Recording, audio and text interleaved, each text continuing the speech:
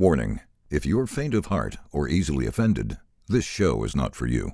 When we met, the first thing that Wesley did was he took out his phone and he said, "Here's everything. Just look at this, look at all these screenshots, look at these audio recordings." And I said, "Wesley, I am so fucking sorry. I apologize.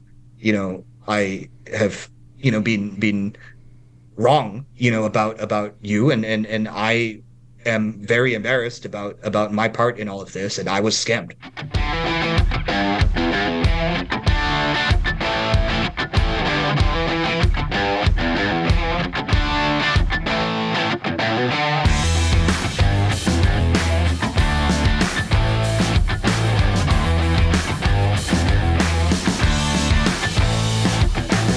All right, this is the Nick Vertucci Show. I am Nick Vertucci.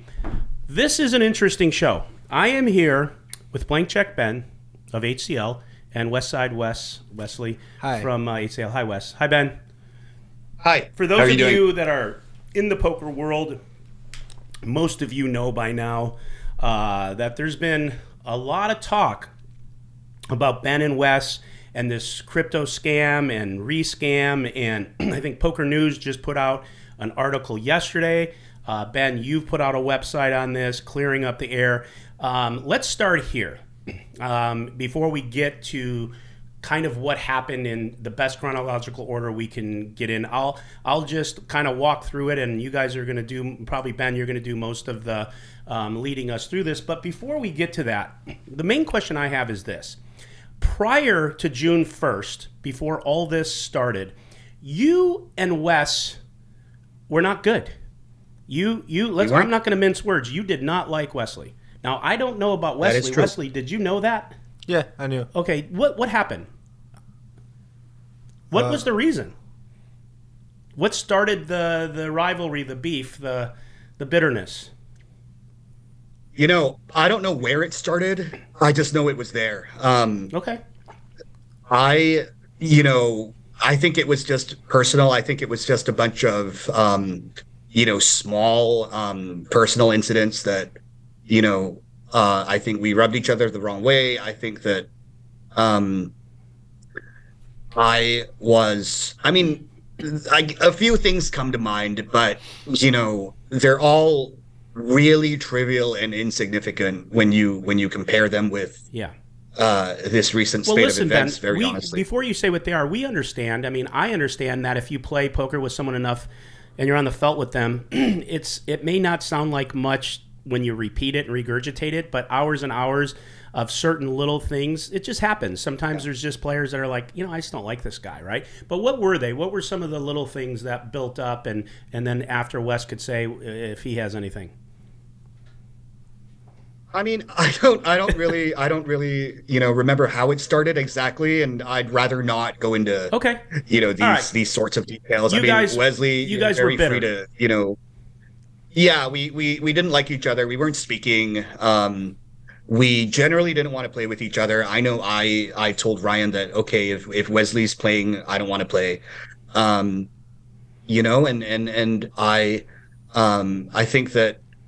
I think Wesley knew that. I think that, I don't know about you, but I don't think you really wanted me around either. And, that was just a bunch of personal stuff. I think we just didn't get along, and it was an issue, I think, of our behavior in general towards each other, and just certain things that, we had heard from other people, and I think that just built up, and it got to a point where, for myself personally, it was just, all right, I don't really want anything to do with this guy. I don't like this guy. I don't trust this guy. And that was basically it. Okay, Wes, same? Yeah, I think sometimes you don't like the person about his characteristic. Yeah, his characters. Yeah, maybe I'm like too rude, too young, and sometimes I don't thinking about what I'm saying, so maybe hurt Ben or whatever. Like maybe, Ben don't like it. And and like sometimes you just don't like the people in the table. That happens. Yeah, that happens. Yeah. I've said many times the biggest challenges, one of the biggest challenges Ryan and I have, is this. It's players that like hate each other. Oh, this player won't play with that player. This player will not show up, and it really becomes tough. And like poker, there's a lot of emotions, a lot of money being thrown around, a lot of hours spent together, and so this is not uncommon. Crazy that it brought something this massive for you guys to come together and realize that you could be friends. So let's start here, Ben. Sometime early June, you contacted me. Okay, and sure did. Yeah, and the abridged version. Please correct me if anything's wrong, but the abridged version was, I have some information that I think is, and this was even before I think you got it. I think you were being teased with it. That is pretty damning against Wesley. Something about a crypto scam. I'll let you get to all the details, of course. And, basically I knew it. I knew this guy was, not to be trusted, blah, blah, blah. I think the message to me was, as we were discussing it, and I remember telling you, like, well, Ben, it could be true. I don't know. I'm a big advocate of, innocent until proven guilty. So many people say things. There's always two sides of a story. And to be honest with you, if it's not poker related, I've often said this to you, Ben, if Wesley or any other player was a poker cheat, and we knew that emphatically, they wouldn't play on our show. But we have tons of businessmen, and people get into lawsuits and disputes, and there's always two sides of a story. And I just have enough, life experience to know that, like, I just don't want to touch it. And so we went back and forth. I wouldn't say we were heated at all, but I know you weren't happy with me because you were like, he shouldn't be on the show. Do you want this to represent your show? And I was just like, I can't do it right now. And you told me I'm not playing then. And I said, oh, fuck, that sucks. But what can I do? And so you stopped playing. So take it from there. Anywhere you want to go with it, when you got contacted, right, our conversation, etc.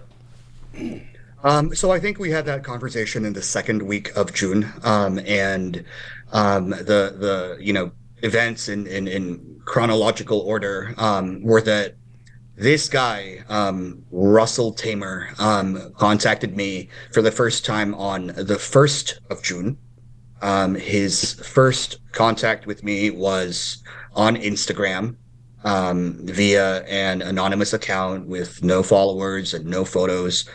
And he said, look, I have evidence that Wesley was behind a very serious crypto scam a couple years ago. And in addition to that, I just want to speak to you because I've personally been affected by it, and he cited certain details that were vague but loosely accurate.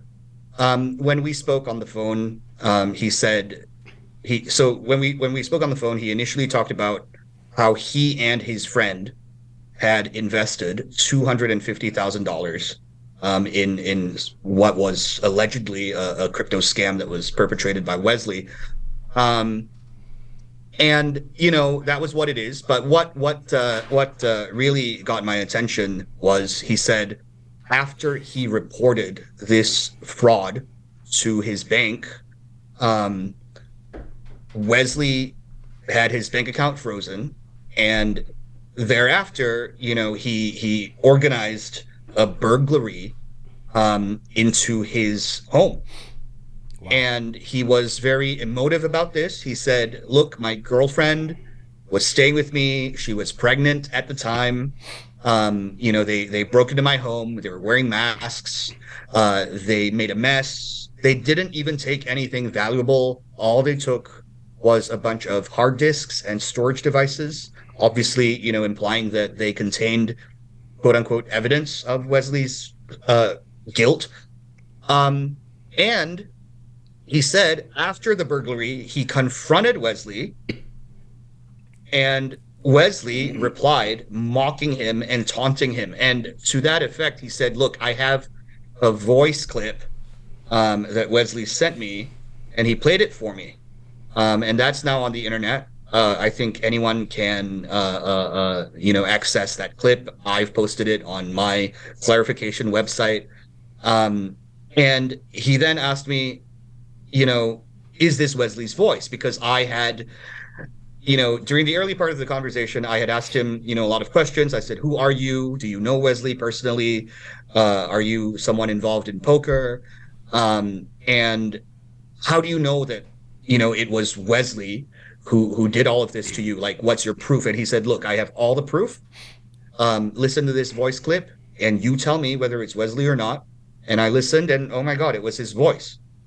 And obviously I now know that he could have clipped that few seconds of audio from hundreds of hours of Wesley's public televised streamed appearances, but at the time it was very convincing. And I will admit, and I've already admitted this, I was extremely biased. I was not objective at all. I didn't like Wesley to begin with. I had believed that Wesley was, somebody that couldn't be trusted to begin with.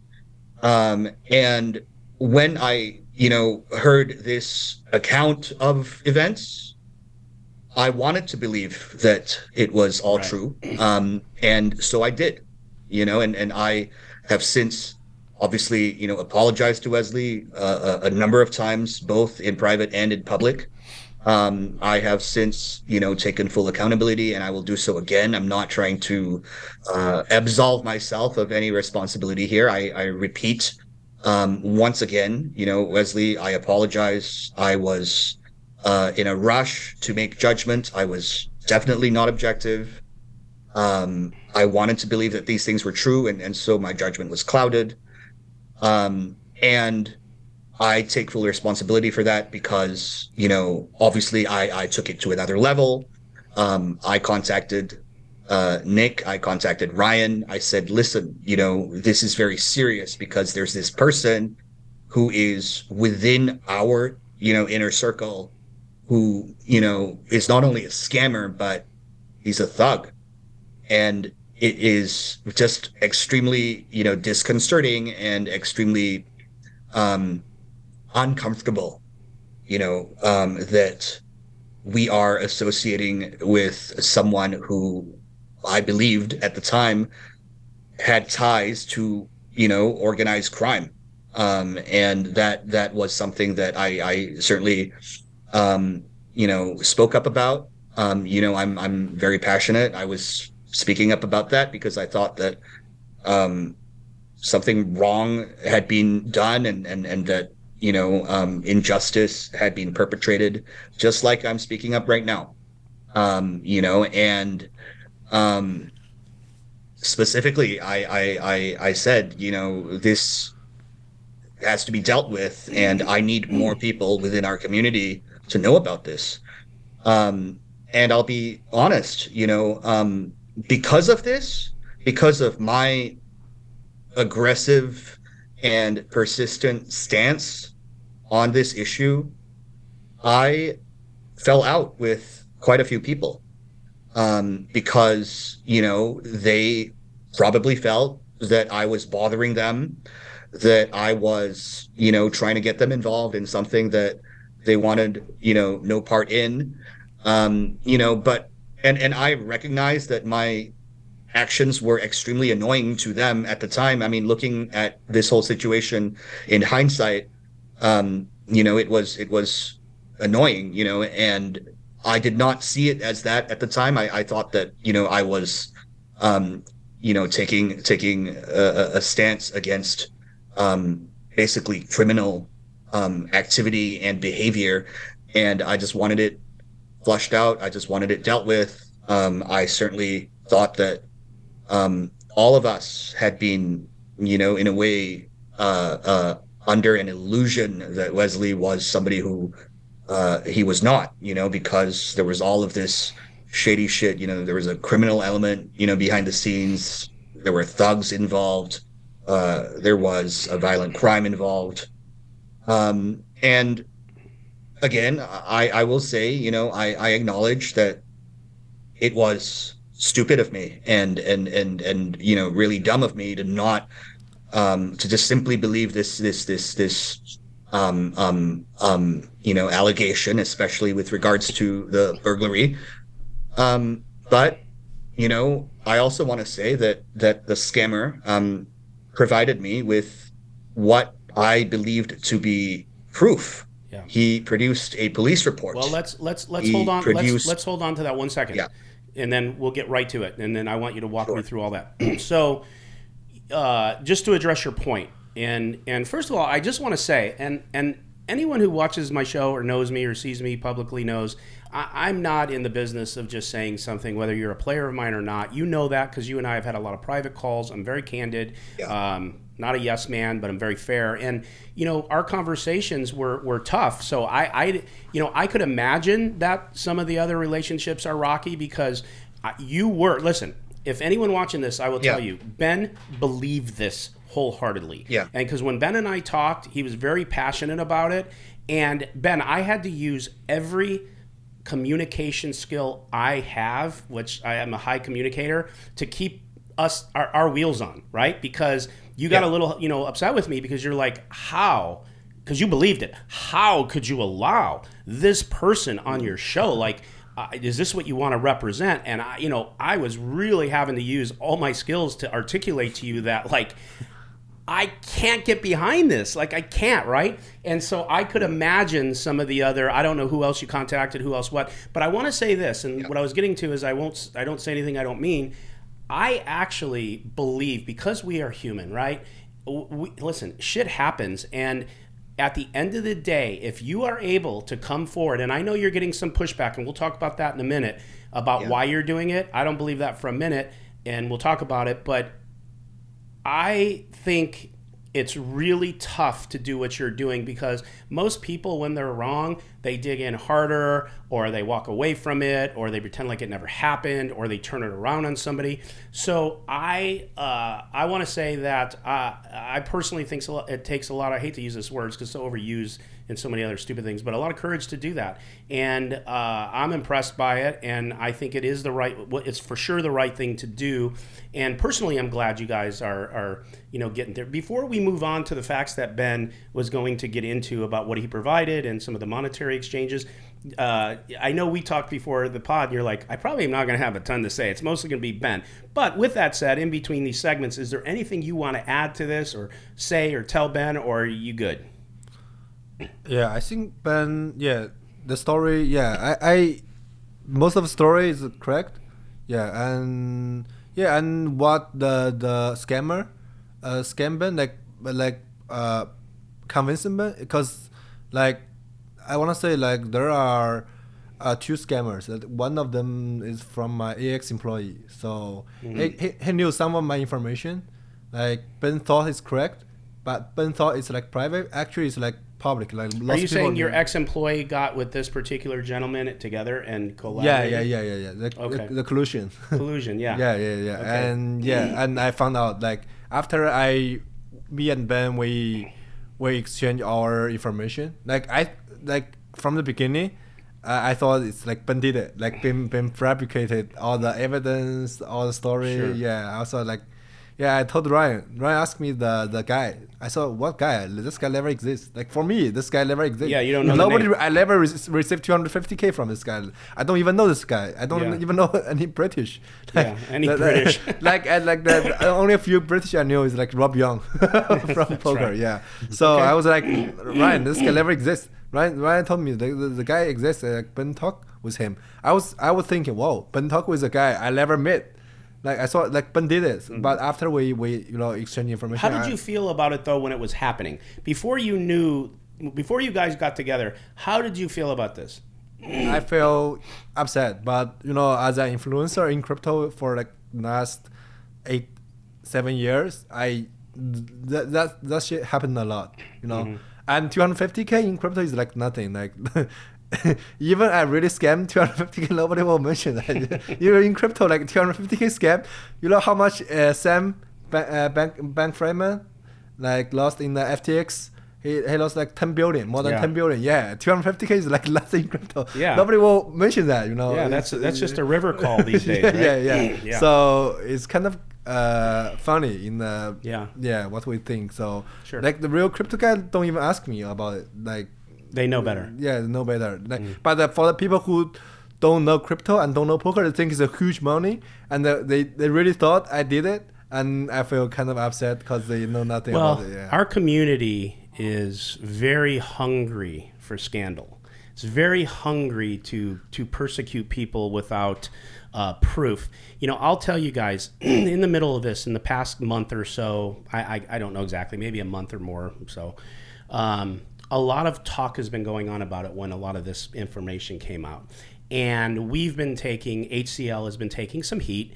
There's a lot of comments. There was even one today about, the players being a den of vipers. I saw that one today. But back about a month or more, I was in a Spaces on Twitter, and this was like for a few days the topic, right? Without any foundation for it other than what they're just reading from a WordPress, which anyone could make. And I would go in there, and because I'm at HCL, I would be asked about it. And, my stance, I told both of you guys this, was I'm not getting involved in this. Like, it's not because I don't care. It's because it's none of my business, first of all. It doesn't apply to poker. I don't know if it's true. Anyone could say anything. Being a businessman, there are many disputes that there's two sides of a story, just like when I told Ben a month or two before that, no, we can't, I was telling these people in the Spaces, we can't do this. And there was one particular guy that, I'm not going to say his name, that I was really going at it with because of the fact that they just believed what he read. And like I said, I won't say his name, but I will say this. I need chips on table 23, please. Can we chip up here? Can you grab him? He's talking to the VIPs and fucking everything up. Can you get him chip up? Okay. Sorry about that. Me and Wes need some chips. So the guys in the community will know what that means. And that was for you guys out there in Spaces. Anyways, back to seriousness. So the thing that I want to come out of this more than anything, because I spent a lot of time in there, is this is why that you cannot persecute somebody or jump on a wagon until you know firsthand, like for legit, because this happens to a lot of people. And I told, that particular person that I just was trolling, I could go to the internet tomorrow and I could make a WordPress and say the most outlandish shit about you because it's a free platform. And I promise you that 50% of the people that speak up are going to think you did it. And it's not okay. And that's why we have to be careful as a community, as a people, as of anything. So I hope that's the first thing that comes out of this. The most important thing that's come out is you guys are good. I'm really happy about that because, listen, you guys are important to us. Ben, if you never play again because you take a different direction, you're still important to us, right? We're friends. You have been a big part of HCL. Same with you, Wes. You've been both of you have been extremely loyal to us. So it really was crushing us to see this happen. And so I'm personally glad. I'm not glad that it happened because you took a hit to your integrity. And of course, Ben, now you have to deal with this, and I'm sure you don't want to, but I'm glad you guys are at least friends now, right? Yeah. Okay, so let's go on to what you were going to tell me about. So you got contacted. He said he's going to provide stuff. When did the extortion, the money start being asked for? Extortion came later. It was initially money to get this information to help him fund it, to be able to do it, and then it became extortion. So in your words, just walk us through chronologically the best you can what happened. So back in June, he said, me and my friend, we've been scammed by Wesley. We were my home was burglarized by Wesley's thugs. And here's all the proof. There's these police reports. There's this letter from a specific police officer who he said was investigating the case. Very official looking documents.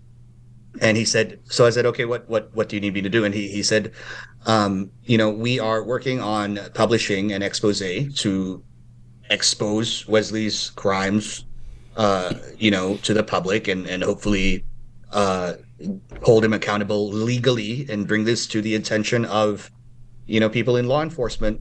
And he said he needed funding, for his project. And he threw out some numbers. long story short, I never provided any funding until August. So there was a gap of about 2 months. And what happened in between that, from July to August was, I think that a lot of people were in Vegas for the World Series. I went there. I didn't play. I had pieces of several players. I just went there to, check on them. And I was also trying to meet, people who I was trying to win over in terms of like, look, this Wesley, he's too much. He's done all these things.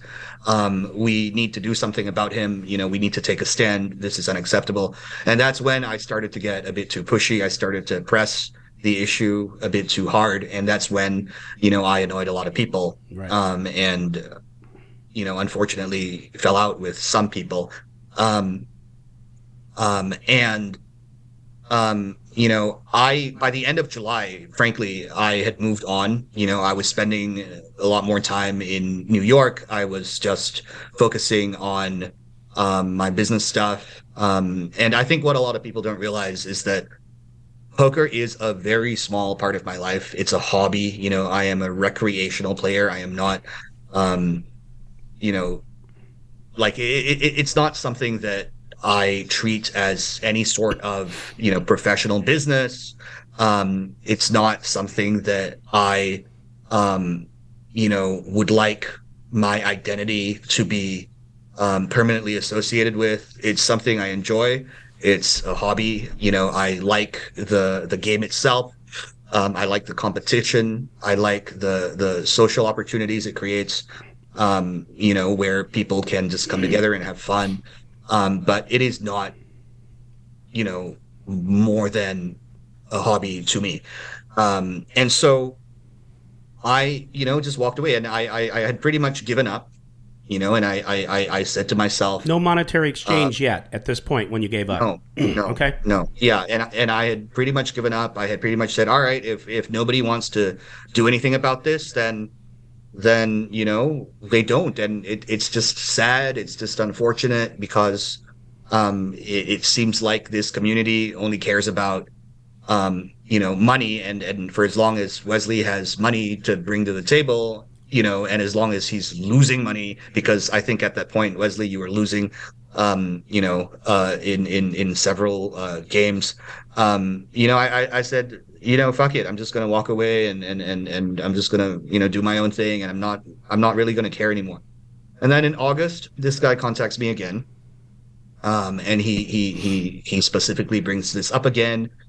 And you can see in the recorded chat logs, I actually said to him, look, I've given up on this. I've walked away. I'm not really interested anymore.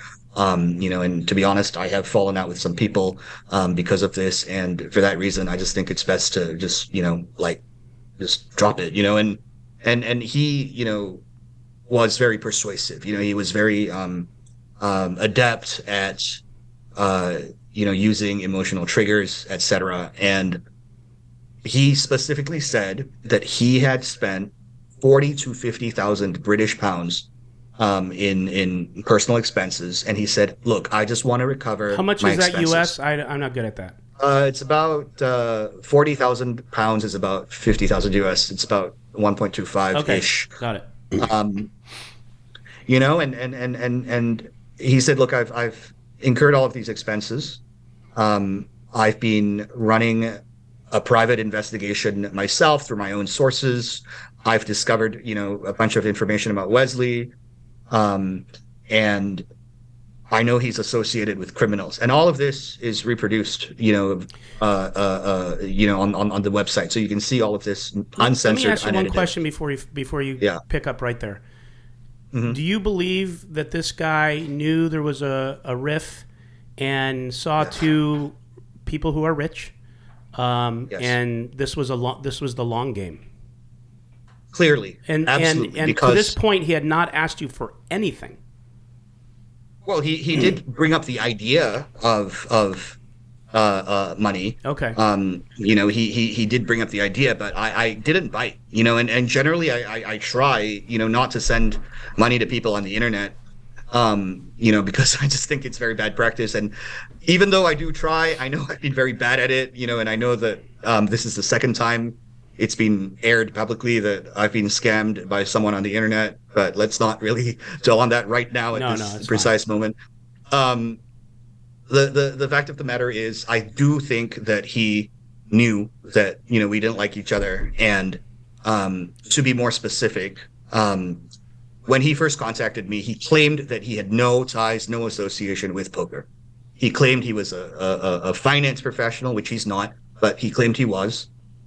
He claimed that he didn't follow poker. He knew nothing about poker. And he just learned about me from a friend who watches the show, who had been following Wesley, because remember, they were scammed by Wesley, right? So this friend of his they were tracking following him. Wesley's movements, right? And saw that Wesley had suddenly reinvented himself as a poker player, and was on the rise and was gaining followers and gaining influence and gaining media attention. And so that's when he started to follow poker. And he also said, my friend, feels that you are somebody who might be willing to help us.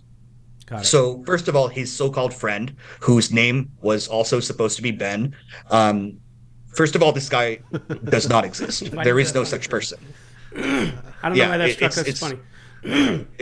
Because it's so stupid. I mean, he just targeted me, and he said there was somebody else with the same name.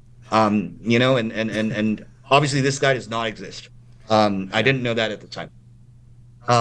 He says he did not follow poker. He didn't watch Hustler Casino Live. He knows nothing about Hustler. Definitely untrue. Well, we know that's untrue because everyone watches it.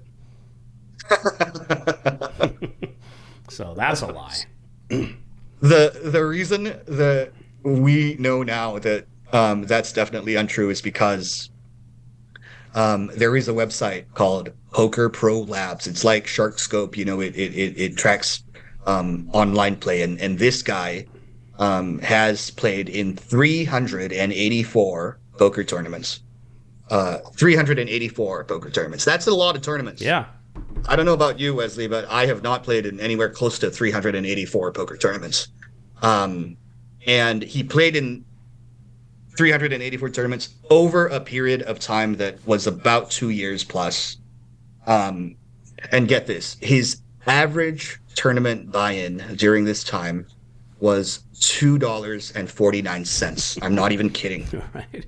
His biggest buy-in out of the 384, his single largest buy-in was $109. Wow, he really was balling that day. He was taking a shot. Sometimes you just have to take a shot. He was just taking a shot. Yeah. Fuck, he must have been, his asshole must have been puckered in that one. All right. Nosebleeds. Yeah. So that information we pulled on him, and that dates back to 2019.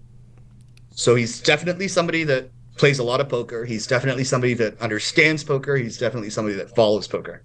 When he reached out to me in August, he actually said, "Are you in London for the Triton event?" And I said no. So he obviously knew what the Triton event was. Mm-hmm. He said, "I'm looking for Wesley at the Triton event because I want to confront Wesley and I want to get my money." And I said, "I don't think Wesley is at Triton." And he was like, "I'm sure he is. I'm sure he is." So he kept on referencing Triton, and that, I mean, I don't think that a casual non-poker player would know what Triton is. Okay. So yeah, I think he was targeting us. I think that he was following us, and waiting to make his move. Was the first distribution so in August, you said was $2,500? Sorry? Was the first payment $2,500? And what was that? Yes. What was that for specifically, and what made you break down? Right. So he said his proposal to me was that I send him an upfront payment of $2,500, and subsequently that he would take his story to the media, and that the media would verify it to be true. Because when you speak to a journalist, A journalist isn't just going to publish bare-faced claims. They're going to check their sources. They're going to do a bit of digging.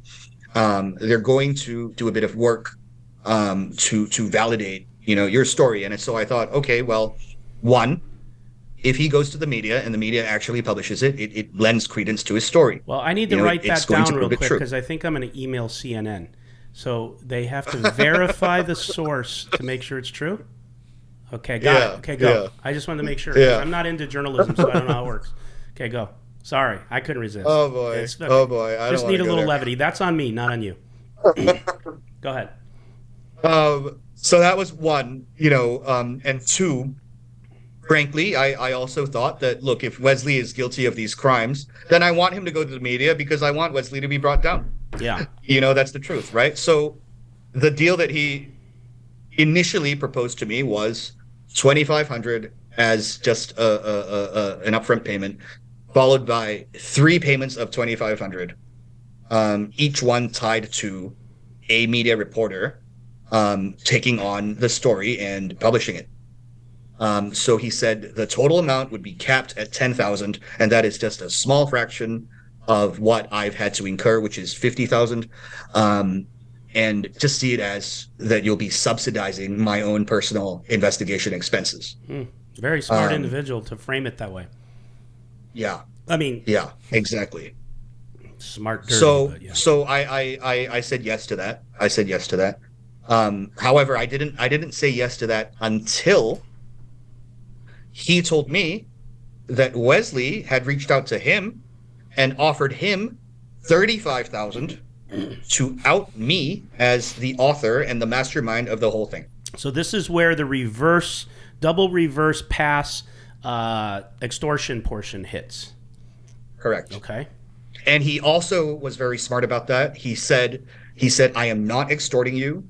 I am not scamming you. I am not blackmailing you. I simply need you to see it from my perspective. I'm somebody that's been financially ruined. My goal is to get as much money as I possibly can. And you have to understand that, $35,000 is a very big number that it's just going to be very hard for me to say no to that.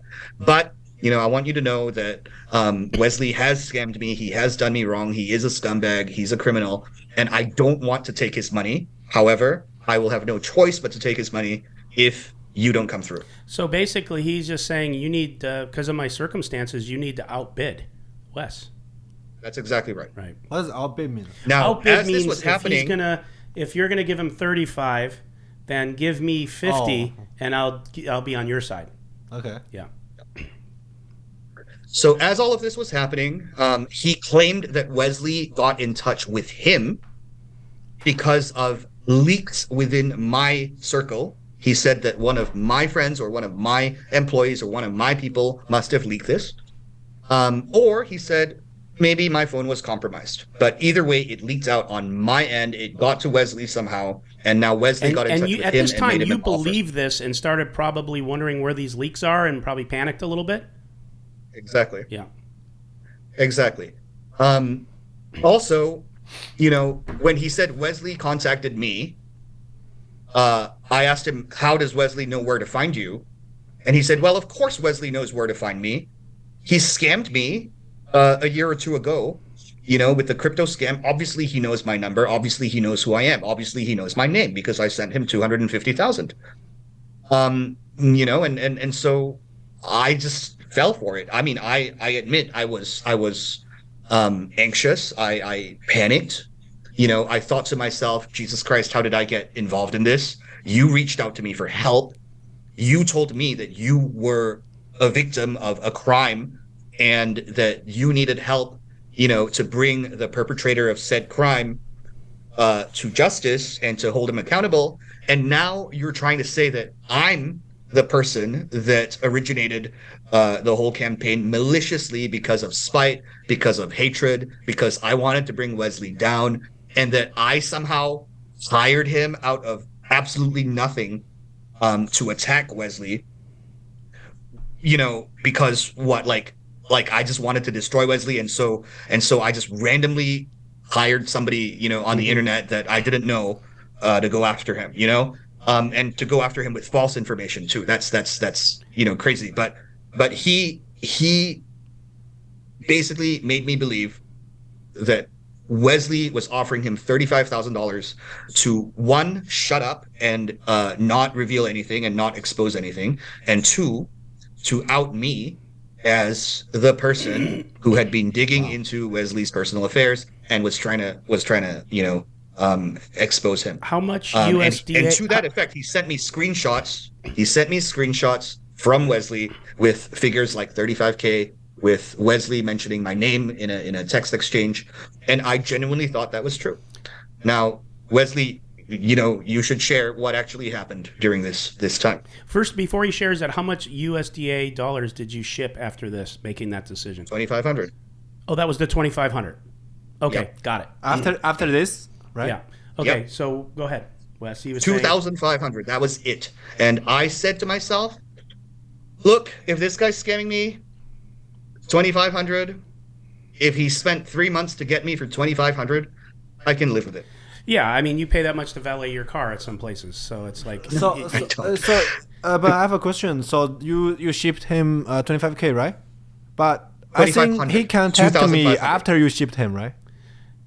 Huh? He contacted me after you gave him 25K. 2,500. I don't know. Oh, 2,500? Yeah, 2,500. Right? Ben, he's Not 25K. yeah. Ben, no, hold on, Ben. He's asking after you gave him the 2,500 is when he contacted Wesley. I don't know. Okay. I think so. Because What did he say when he contacted you? the first time he contacted me is like before the website. 1 week before. It's like, wait, I don't know the exact date, But before the website went up, the WordPress, Yeah, what did he yeah. want from you? he says someone wants to hurt me, Mm-hmm. and he can provide the name and all the information, and I have to pay him like 35K. And what did you tell him? I said no, I don't care. I don't care. Yeah, I said no. Like it sounds very scammy, Yeah. He's like, oh, Wesley, I want to help you. Someone wants to hurt you, like from your close friend. Now I know it's like AX employee and a scammer, Okay. like collusion. But that time I think, I don't care. Like nobody can hear me. I didn't do anything illegal, and he said he wants to attack my. Bring the mic closer. He want to attack my immigration status and Yeah. also like my abilities. I said no, that never happened because for me it's like doesn't matter. Yeah, You knew that you were innocent Yeah. and you don't care. yeah, I don't care. But Yeah. he just said no, I want to help you. I said okay, so give me the information. You're a scammer's worst nightmare. Yeah. You don't care. Yeah. He said I want to help you, like something like that. I said Yeah. okay, if you want to help me, why you ask for money? Yeah. I have seen so many scams in crypto, so it's not gonna work for me. Yeah. Yeah. No, I get it. Okay. So what happens from here, Ben? So what he was really doing was he contacted Wesley. He demanded 35,000 from Wesley, and he then took some of those text exchanges. Yeah. He cropped them. He cut them out. He sent them to me, and he presented that as proof that Wesley had offered him 35,000. Right. And he used that to force me into agreeing to send him the 2,500. People are really like easy to believe in the internet. Like Dog Poke, he reached me about this after the website, after the WordPress. Yeah. He said, "Oh, your number is in it. It has to be true." I said, "How? It's like is that hard to get my number? I can get like anyone can get my number, like in the So poker Doug community." Polk believed it. Kind of, but I explained, and then he don't believe it. Oh, good. Okay. Yeah. Good. He said, "Oh, your number is in it. It's your number." I said, "Is that hard to get my number? Like Yeah, everyone knows." you could get anyone's number. Yeah. Okay. Yeah, but this is how these start. No, these that's things what start I like believe too. this is how wildfires start. I also thought, wow, it's really Wesley's number. Wow, like he has Wesley's number. I don't know, Yeah. people just believe it. People just believe it, Yeah. In this world, like 2023, like our information has been exposed anywhere. Yes. Yeah. Yes. No, you're right. Yeah. But I think when you're being targeted, like like in Ben's case, I know Ben gets a little bit emotional on things. I could see it being believable on his part, but what happened from there, Ben? So not only did he provide me with Wesley's number, he also provided me with Wesley's legal name. Yeah. and that was when I started to believe that, he really knew who Wesley was. Speaking of legal names, give me his. Russell is a American name to another name. What's his real full name?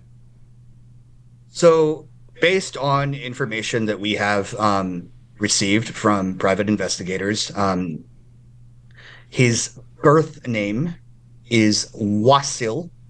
That's Wasil. Wasil Thamer. Thamer. What nationality is that? It is believed. Well, he is a British citizen, but we believe him to be a naturalized British citizen. And the investigator believes that he was born in either Iraq or Jordan, and he immigrated to the UK as a child. He speaks with a British accent. He, for all intents and purposes, lives in the UK. He knows, the UK way of life. He understands British culture, because we've talked about some of that stuff, when he was trying to befriend me. Yeah. And yeah, it's just believed that he was not born in the UK. Records show that his legal name is Wasil Thamer.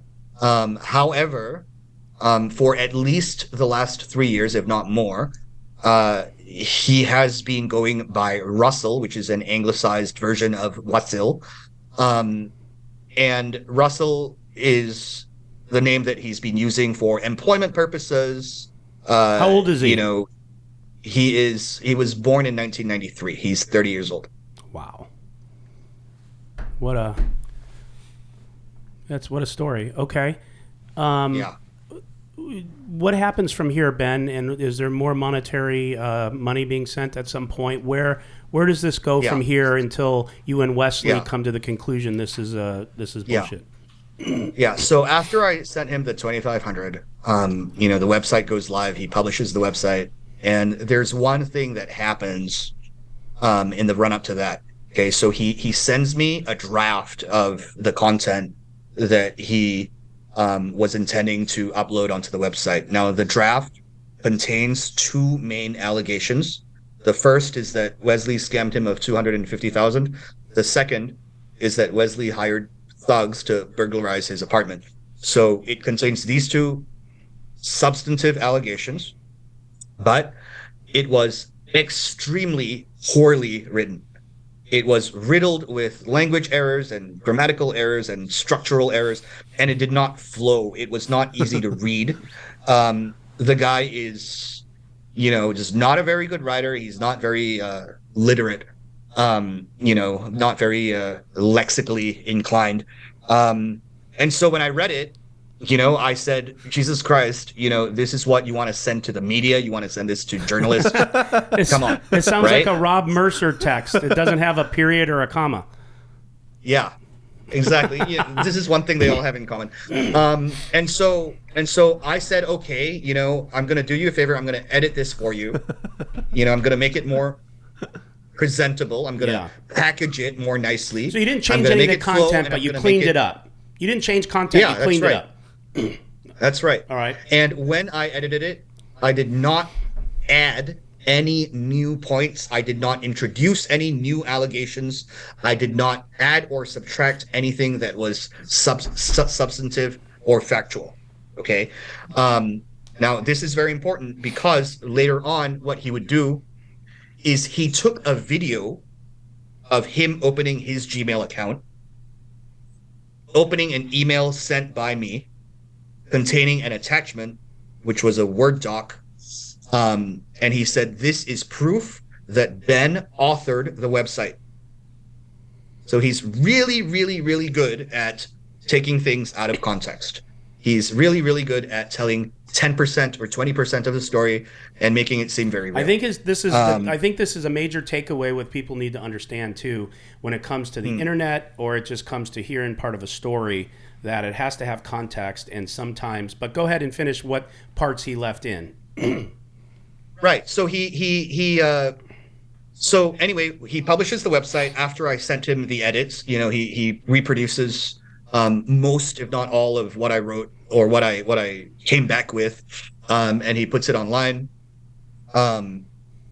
and he's like celebrating at this point. He's like, yes, finally Wesley's exposed, we're gonna bring him down. Yes, like it's trending on Reddit, there's 200,000 views, this is great, this is awesome stuff, we're gonna bury him, we're gonna bring him down, like finally the world's going to see like the true Wesley. And then the very next day, he says, fuck, Ben, I've received threatening phone calls. Wesley has once again hired his thugs. I've received explicit threats, and these people correctly identified my whereabouts, my address, what I wore today, what I had for lunch today. They know where my office is. They knew what line I took on the London Underground. Okay. And I started to take this very seriously because I really thought that he was, in danger physically. And this is when I truly, truly got, like just enraged. And I just said to myself, this is crazy that Wesley would resort to violence for a second time to try and cover up the truth. It is one thing to scam someone. It is another thing to resort to violence to shut somebody up. And that's just too much. He's gone too far. And he was calling me persistently, sending me these voice notes of supposed Chinese gangsters, threatening him. I played the voice notes for Wesley, and they're also on the website. Anyone can listen to What's them. What's the website? We'll put it in the description. It's scamclarification.com. Okay? Say it again. Scamclarification.com. Okay. All right. Okay. So everything's there. Everything that I'm talking about, all of it's there. So he sends me these two voice notes, and these are threats that were supposedly being made by thugs, threatening his safety, threatening, like to go to his house. And then he tells me, look, I'm on the run. I have to, I can't go home. I have to stay in an Airbnb. I've had to send my wife home to her family. I'm under a lot of stress. This is crazy. I'm being pursued. So you know what? As dumb as this is and as embarrassing as this is, I thought to myself during this time, okay, if Wesley's sending guys after him, then logically Wesley could also be sending guys after me, right? Because Wesley thinks I did it. So you know what I did? I actually hired 2 armed security guards to patrol my house, the perimeter of my house, 24 hours a day. Wow. How long? For 4 days. Wow. So I spent thousands of dollars to hire armed security that I didn't really need. But I thought that, like an attack or a break-in might be happening soon. I told my household staff to be on high alert. I said, look out for any suspicious characters, hire security. I want security 24/7. And literally, like, I had visitors during this time, and they were like, what the hell is going on, Ben? And I said, it's a very complicated situation. And the ironic part is Wesley, he has no idea. He's probably out somewhere just eating hot pot, Exactly. Not knowing what the hell's going on. Hey, Wes, serious question. Are you a Chinese gangster? Okay. All right, go ahead. Might be. Be careful. Okay. Yeah. Okay, go on, Ben. Yeah. So this is obviously very embarrassing, but it happened, and I have eyewitnesses. So at this point, he says, look, I'm at risk. You're at risk. He's coming for us. He's coming for me specifically. The only way to stop Wesley, okay, is to report him to law enforcement. And the truth is, crypto is just unregulated. They're not going to arrest him for a crypto scam, but they will arrest him for immigration fraud. And he said, I have evidence, or I have a contact, a Chinese contact, that used to work with Wesley, and he possesses hard evidence that Wesley entered into a fraudulent marriage to obtain a green card. That's what he told me. Wesley, and have he you said, ever been married? No comment. Okay. No comment. I wasn't expecting that. No, I don't want to say about my personal. Fair enough. Yeah, it's private. Like Fair enough. it's nothing with this shit. I just make up the whole story. Yeah. Okay. Go ahead. So he says this evidence of Wesley's, immigration fraud. The contact wants to sell it to us for 80,000 British pounds. Yeah, 80,000. I'm That's valuable. close to You're that's valuable, yeah. 100,000 US basically. 100,000 US. I tell him, hell no. There's no chance. No Discount. way I'm going to do this. This is where you get the And then discount. he says, and then he says I negotiated with the guy and now I got the price down to 45,000. I'm sorry. Fuck, you're a good negotiator, bro. Yeah, he's a good businessman. I'm glad you could laugh about it, man. Yeah, I mean, shit. Oh, If it's I so ever need a dumb. negotiation, Yeah, like 60% discount. I'm gonna call on you. That's really good. All right, enough dragging. dumb. Go on. No, and then finally, anyway, I'm just at this point, I'm so tired, I'm so stressed out, I'm not thinking straight, I have no excuse really. It's really dumb, but I told him, all right, fine, I'll pay half. I'll pay half. And he's like, okay, sure, I'll pay the other half. Half of what? 45 or half of 100? Yeah, 45. Okay, 45. got it. So that's 22.5. All right. So I send him the 22.5 twice. So I send him, I think it was 15,000 and 7,500, or it was 7,500 and 15,000. But he asked for me to send it to a crypto address. He said that this crypto wallet belongs to my friend Ben, his non-existent imaginary friend. And I said, I'm not doing that. I'm not sending crypto to a third party. There's no chance I'm doing that because obviously you can just say you never got it, or you can say the guy just ran away with it. So there's no way I'm doing it. So what I did was I sent crypto to one of my friends, a very, very trusted friend who's a very respected and, influential person in the poker world in London. And he received the crypto. He met Russell in person to give him cash. Wow. And he met him a number of times. So he gave him the 22.5, and then after he collected the 22.5, he calls again and he says, "Oh my God, Ben, I'm so sorry. I'm short 7,500.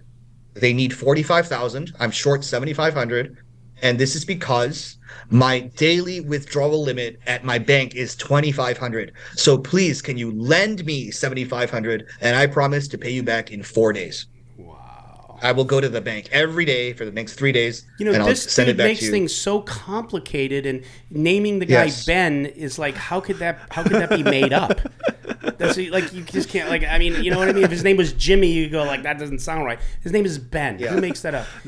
That's like a tongue. Do you have any pictures of this guy when your guy met him? Yes. Oh, you do? Yes. So so we didn't take pictures of this guy ourselves, unfortunately, because he was really paranoid. He wanted to meet in like a very, clandestine kind of way. He was always saying, he was always very paranoid. Like when he was meeting my friend, he was like, "Is your friend going to bring people? How do I know that your friend is not recording me?" Like he was always very paranoid. And I was wondering what the fuck he was so paranoid about. And Right. he said, "Look, I'm hiding from thugs. It's a very dangerous situation. I'm hiding from thugs." And he also said to me that I had to be, cloak and dagger about it. It was like a whole James Bond thing going on. So for that part of our communications, I downloaded Telegram. I was, using a burner name, a burner number, and I was doing that thing. And I realized after the fact that he had me use Telegram just so he could delete the whole thing. Sure. Anyway, my guy gave him 30,000. I sent my guy crypto and my guy gave him 30,000 British. And then I realized it was a scam because there were no documents, there were no evidence. Not there shortly was no after. evidence. Shortly after the money is when you realize, oh shit. Yeah. Wow, man. And then I called Ryan. I called Ryan Feldman Yeah. as soon as I realized. And Ryan said, "Oh my God, Wesley has been calling me about pretty much the same thing. He says this guy's trying to extort him. Where's this guy from?" And I said, "UK." And Ryan's like, "Oh, fuck." And then Ryan said, "Ben, do you know anything about an email?" And I said, "Yes, I do, because obviously I edited his draft and I sent him an email." And Ryan's like, "Oh my God, fuck." Same guy. So that's when when Ryan told me this, I said, "Okay, me and Wesley have to meet." So I told Ryan, because Wesley and I weren't talking at the time. We had blocked each other. I couldn't text him. I was blocked on his Twitter and so on. So I couldn't reach out to him. So I said, Ryan, please set up a meeting. We need to meet. And because I don't want things to get testy between me and Wesley, can you please join in and meet with us? And he very promptly agreed to sort of like facilitate. But the truth is, we had set the meet for the following day, but that night itself, me and Wesley spoke 3 times on the phone. So we had already talked about a lot of things before we even met. When we met, the first thing that Wesley did was he took out his phone and he said, here's everything. Just look at this, look at all these screenshots, look at these audio recordings. And I said, Wesley, I am so fucking sorry. I apologize. I have, been wrong, about you. And I am very embarrassed about my part in all of this. And I was scammed. No, I get it, man. I did the same. I showed him my phone, Ben, and I played these. I know you clips. went on. Today is the 11th. You went on Spaces yesterday, October 10th, and you talked about this a little bit. And you mentioned that after, because I was on there listening for a little bit, and I hopped off.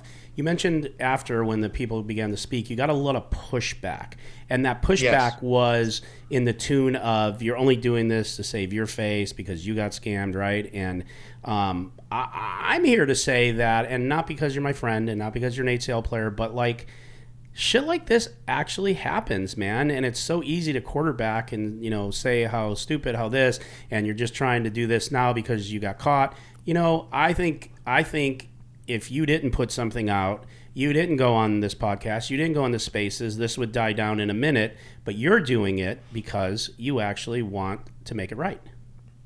Struggling to find an all-in-one platform for the latest poker news and thrilling poker stories? Only Poker has got you covered. The platform is packed with exciting poker news, discussions, and games that you won't be able to resist. Share your thoughts with friends on the hottest poker topics in our circle. Discover the best poker games anytime, anywhere, and secure your seat at the table. Find all your poker needs in one place. Download Only Poker and join the best poker community today. So I definitely thought about this a lot, and even when I spoke with Wesley, we were talking about what we should do next, and Wesley said, I think we should put out a clarification. And I said, yeah, it's the right thing to do. Yes, I'm going to be embarrassed. Yes, I'm going to have the proverbial egg on my face. And part of the blowback I've been getting is, Ben, you're such an idiot. Aren't you supposed to be managing investments? Aren't you supposed to be a fund manager? How can you be so fucking stupid? And, how do you think this looks for you as, a fiduciary or as a finance professional? You obviously didn't do any due diligence on this guy. And yes, I do acknowledge that. I take that on board. I should have done much more due diligence, or I should have simply not replied to his first message, and then, we wouldn't be here. I certainly shouldn't have sent that amount of money to a complete stranger who I had never met. And I was extremely careless, extremely negligent. This guy manipulated me. He exploited my emotions. First of all, he exploited my sympathy for him. And second of all, he exploited my existing biases against Wesley and my dislike of Wesley. I don't have anything to say about that. And he hit you with another emotion, which was fear. He had you fearful for a while too. He definitely ran the gamut with you. Obviously, I don't want to say good at what he does, but he understands how to manipulate a situation. It's unfortunate. Wes, do you have anything to say to any of that? Yeah. Personally, I'm really appreciate Ben speak this out, because first of all, I think it's, even we have beef, but it's not his fault.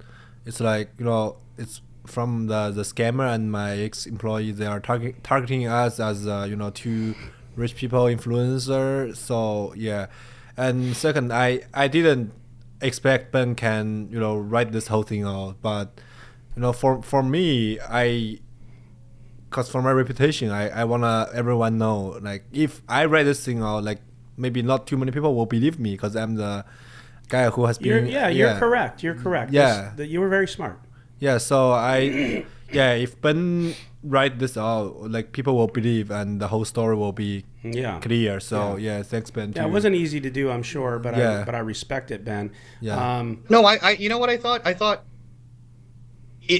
a lot of people know that Wesley and I had beef, and so if somebody who doesn't even like Wesley defends Wesley and exonerates Wesley, then he must be innocent, right? Yeah.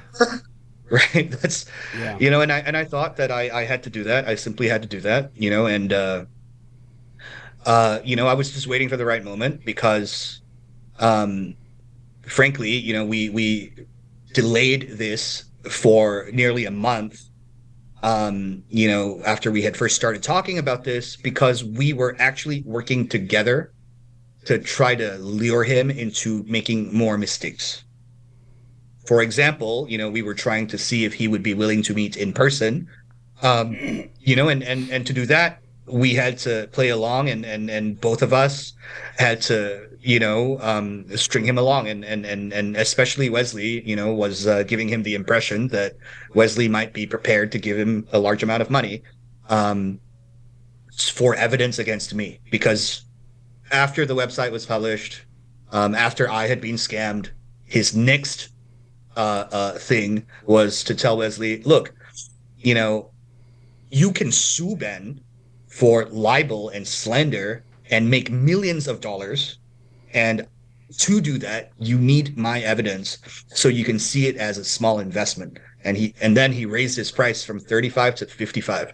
Nice. But the discount was always coming, though, so you would have got it for 35. You don't have to worry. A couple more questions I have. Well, first question is, this is for sure the guy that reached out to Berkey, and wanted to give him the information to be able to report it. And Berkey took the text and put it on blast, and that was the end of that. So kudos to him. And you know what? I will say this as well, right? This guy, he's very observant. He tried to scam me into giving him money because he knew I didn't like Wesley. Same reason why you sent it to Matt.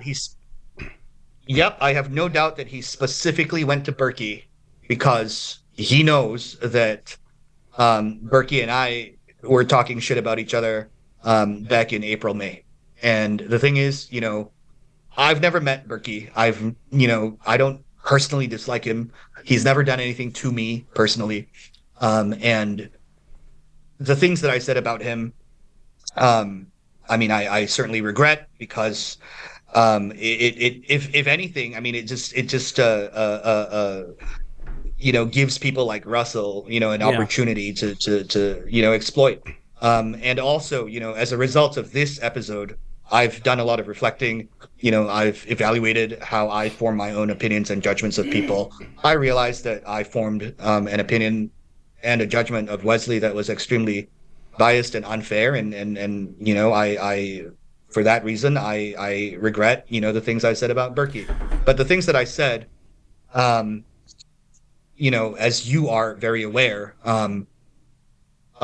especially you, Nick, was in the context of the fact that during that time he was in a very heated heads up challenge with Nick Airball, and the thing about me is I'm loyal to my friends. And at the time I was rooting very hard for Airball. Yeah. And I even went to Vegas to troll Berkey in person during their heads up, just to try and put him on tilt, just to help Airball, and I guess, my actions were inappropriate, and unbefitting of somebody of my background and education and position. And I wish I hadn't done any of that, but I did, and I can't take it back. And obviously this guy, is shrewd, and he's cunning, and he's manipulative, and there's a reason why he specifically went to Matt Berkey. However, he's really dumb because he somehow thinks that in 2023, somehow media people, journalists, he actually thinks that journalists pay for news stories. He's a fucking idiot. Yeah. He's so stupid. Well, it's a good Journalists thing because don't pay for news stories anymore. Matt's all caked up with airball dollars, so he didn't need the money, so you lucked out. Anyways, well, I think that's good you said that. If that's how you feel about the thing with Matt, I'm glad you said it, and I'm glad all that's over with too. So, is there going to be any legal? First of all, have you ever thought about posting his picture with the name on your website? I have. Are you going to do it? I have. We both have.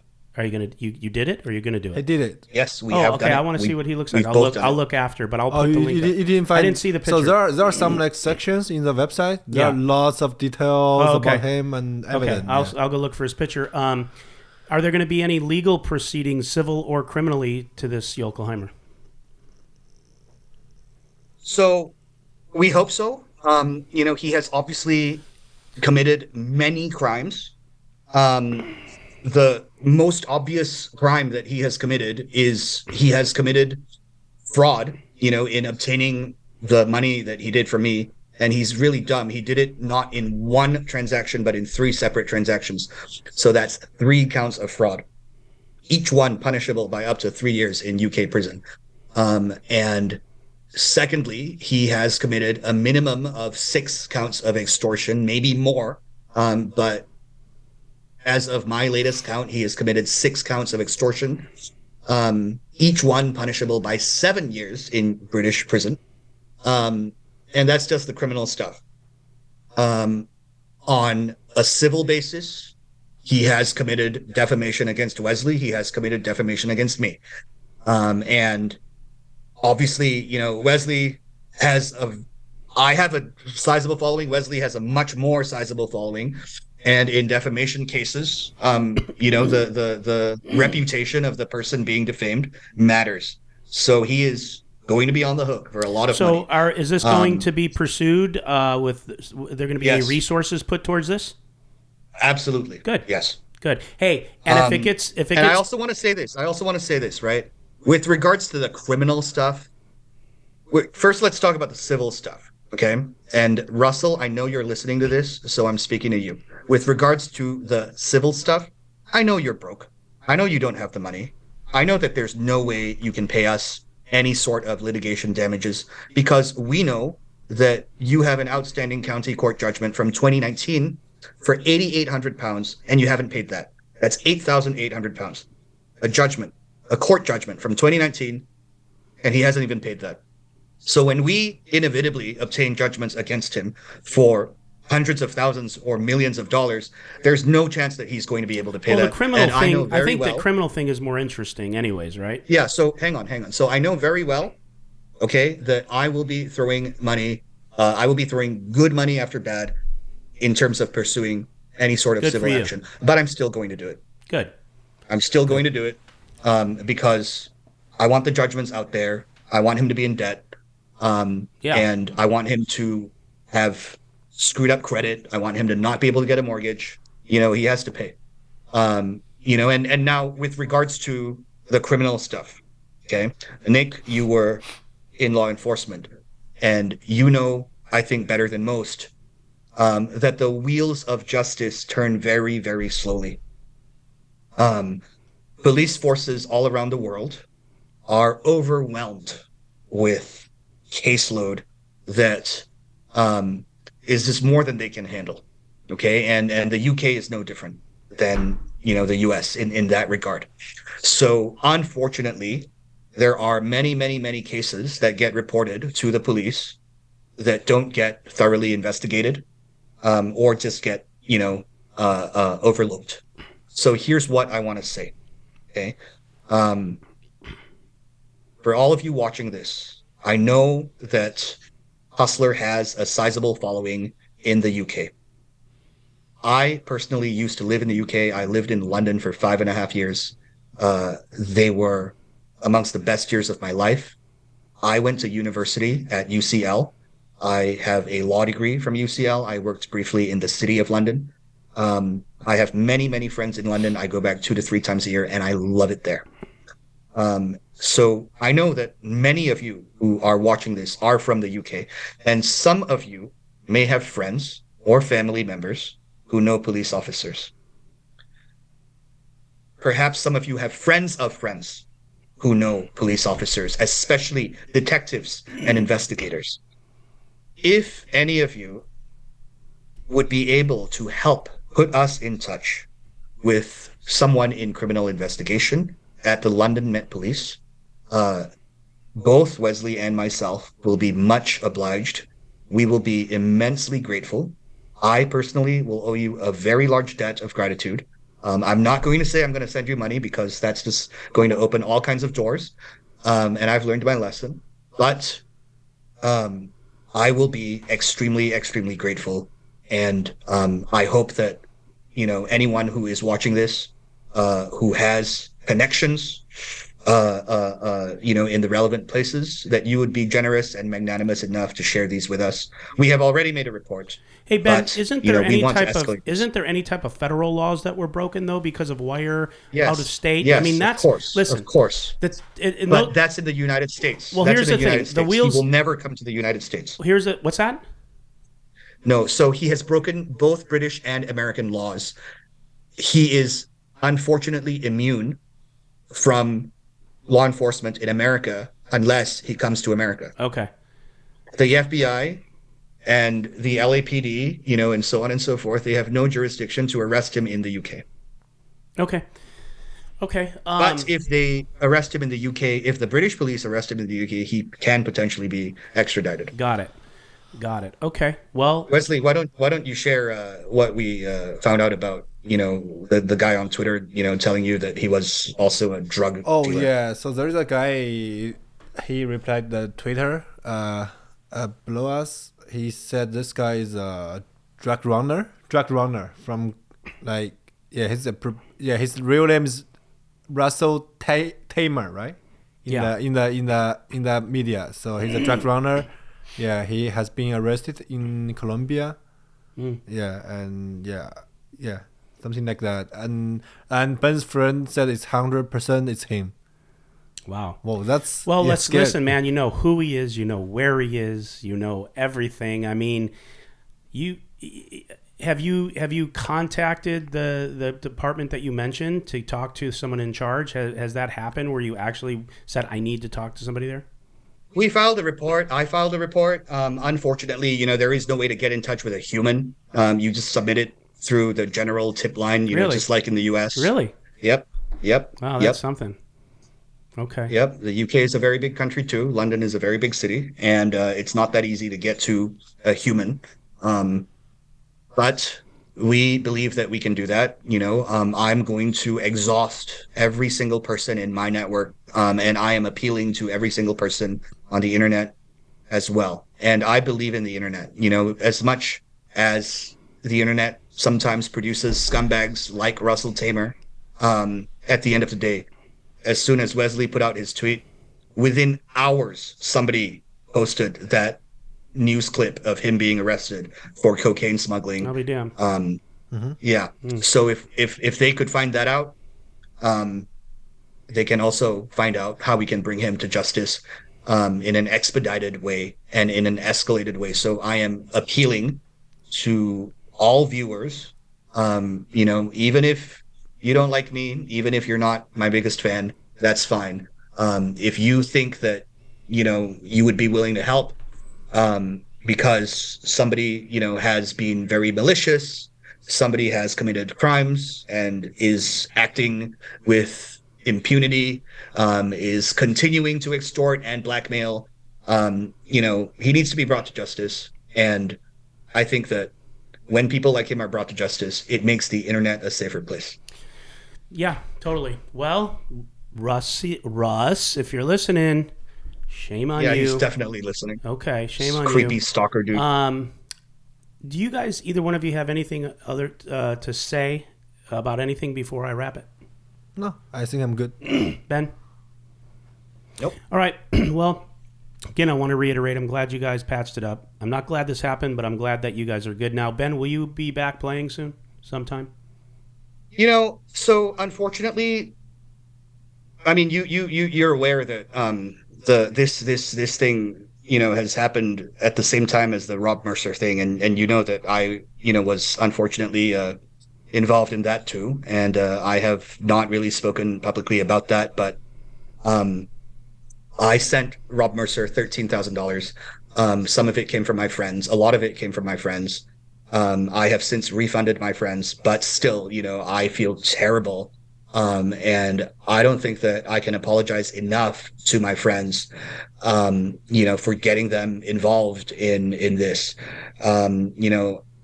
I've taken an L with Mercer. I've taken an L with Russell Thamer, and I think that I need to take a step back. I need to take stock of myself. I need to, take a really long and hard look at myself and really reflect and ask myself, why this keeps happening. Mm-hmm. And they say, fool me once, shame on you, but fool me twice, shame on me. And I am pretty sure that, there are some things that have to do with me, independent of anyone else, that, is just causing me to be susceptible to this kind of scam, and that's the price that one pays when they expose themselves publicly. Prior to appearing on Hustler, I kept an extremely low profile. Even when I spoke at business conferences and panels, I made sure that no one recorded me, precisely because I was worried about, being taken out of context or having clips, edited. And for now, I am simply going to go back to that. I'm going to keep a very low profile, and I'm not going to be making any sort of public or TV or, live stream appearances of any kind, for a while, at least until I feel confident that, I can prevent this from happening again, because the truth is, it's taken a very big toll on me mentally. It's taken a toll on my professional life. It's taken a toll on my personal life. It's not something that, I think, I can afford to have happen again. Yeah. And for that reason, I'm simply going to have to take a step back. I'm sorry, because I know a lot of people want me back on the show, but for the time being, I'm just going to have to indefinitely take a leave of absence, and I'm not going to be back in 2023. That's for sure. Yeah. And again, whatever is best for you, do that. We care about you. You're part of our family. If you want to just come down and have dinner, hang around, or if you just want to disappear. Yeah. But anyways, you're always welcome regardless. I appreciate both of you coming on. I admire what you guys are doing and what you did, Ben. And real quick before I close, did you ever get your chips? Oh, you mean the 5K? No, the chips from that guy. Hey, can you do me a favor? Can you, no, not you, Ben. Can you guys grab Mike? Is he in the men's restroom again? Guys, tell him we need chips here. Chips, Wes, we'll get you before you leave. And tell him to stop eating all the complimentary mints up front, please. He's on the bubble. All right? This is the Nick Vertucci Show. I am Nick Vertucci, and for Westside Wes and Blank Check Ben, I want to thank you. Envy out. Thank you. Thank you, Nick. Thank you, Ben. Thanks. Thank you very much.